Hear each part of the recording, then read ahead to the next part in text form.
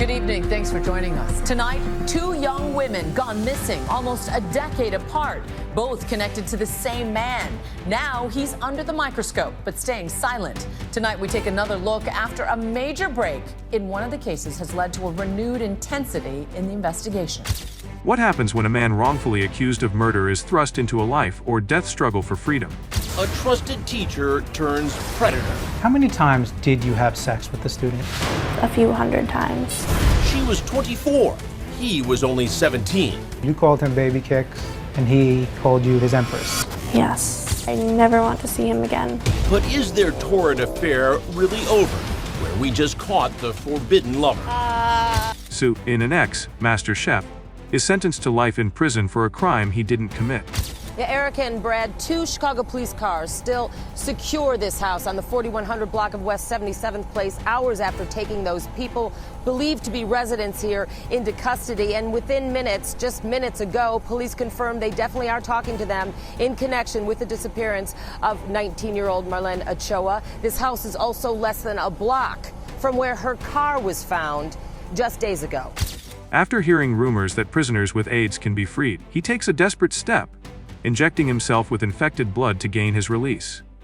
But what he uncovers will shock you. Betrayed by lies and a broken system, he escapes only to confront the true murderer, a man now hiding behind the mask of a priest. With no answers and no justice, Sue, in search for redemption, takes him to a secluded cafe run by a mysterious woman, Mia, whose own painful past intertwines with his. Can they find peace in the chaos of their lives, or will the truth tear them apart? Don't miss out on the gripping tale of love, loss, and the haunting quest for justice. Innocent prisoner Sue, a former master chef, found himself trapped in a nightmare he couldn't escape. Falsely accused of murdering his wife, he was sentenced to life in prison. The days blurred together in a haze of grief and frustration as he tried desperately to prove his innocence. He had nothing but the harsh reality of his cell, his own mind racing with thoughts of what went wrong. Every failed attempt to escape, every tear shed for his lost love, only deepened his despair. His life, once filled with joy in the kitchen, was now reduced to a constant fight for survival behind bars. One day, he hears rumors that prisoners with AIDS are granted compassionate release. Desperate, Sue sees a glimmer of hope. He befriends Sang Byung, an HIV-positive inmate, and deliberately injects himself with Sang Byung's blood, hoping it will lead to his release. But to his horror, he learns that the rumors were false, and his action only results in him being transferred to the prison hospital. Sue is left devastated, but the seed of escape has already been planted in his mind. Desperate escape in the prison hospital, Sue's world continued to crumble. His mind raced with the realization that the hope he'd clung to was nothing more than a cruel illusion. Yet, amidst the despair, he still found a sliver of determination. That's when Sang Byung, the HIV-positive inmate who had unknowingly become his accomplice, offered him a lifeline. Sang Byung, seeing Sue's desperation, quietly proposed a daring plan escape. In exchange for Sue's help, Sang Byung would guide him to freedom. But only if Sue agreed to visit a remote cafe on Jeju Island. It seemed like a strange condition, but Sue had no other choice. The prison had become a suffocating prison, and the promise of freedom, no matter how improbable, was something he couldn't pass up. With the help of Sang Byung, Sue managed to escape the clutches of the prison. The world outside was daunting, but for the first time in years, Sue could taste the possibility of redemption and a future beyond his wrongful imprisonment. But this was just the beginning of his journey. The remote cafe and the truth it held were still waiting. Confronting the truth after his daring escape, Sue made his way to the coastal town of Jeju Island, where the mysterious Cafe Luth awaited him. The waves crashing against the shore felt like the world's rhythm, as if nature itself was witnessing his journey toward justice. Inside the cafe, Sue's heart raced with anticipation and dread. This wasn't just about escaping the prison walls, it was about confronting the truth that had haunted him for years. Sue tracked down the one man who could provide the answers.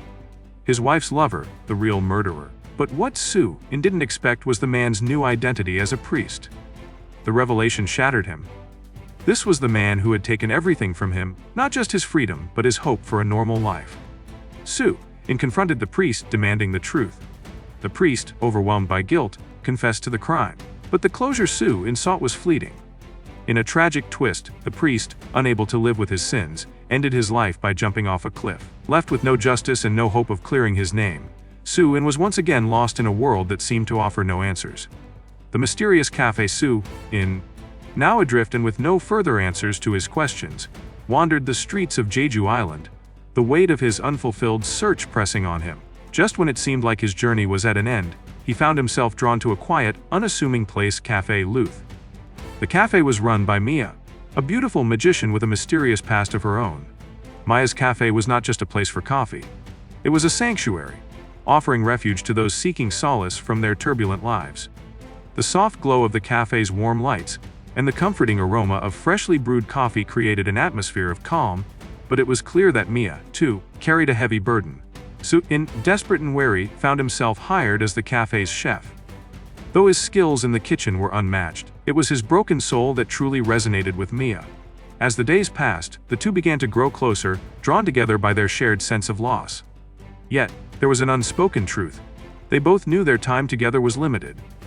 With every passing moment, the bond they were forming only seemed to highlight the fleeting nature of their connection. Sue-in, lost in the hope of love and redemption, found a brief moment of peace in this hidden corner of the world. A chef's new life at Cafe Luth, Sue-in's life took on a new rhythm. The days that once felt like endless despair were now filled with purpose. His culinary skills, honed from his past as a master chef, became the heart of the cafe, and his presence slowly began to weave into the fabric of Maya's life. As he worked alongside her, preparing dishes that spoke of his sorrow and hope, he started to feel like he had found a place where he truly belonged, however temporary that might be.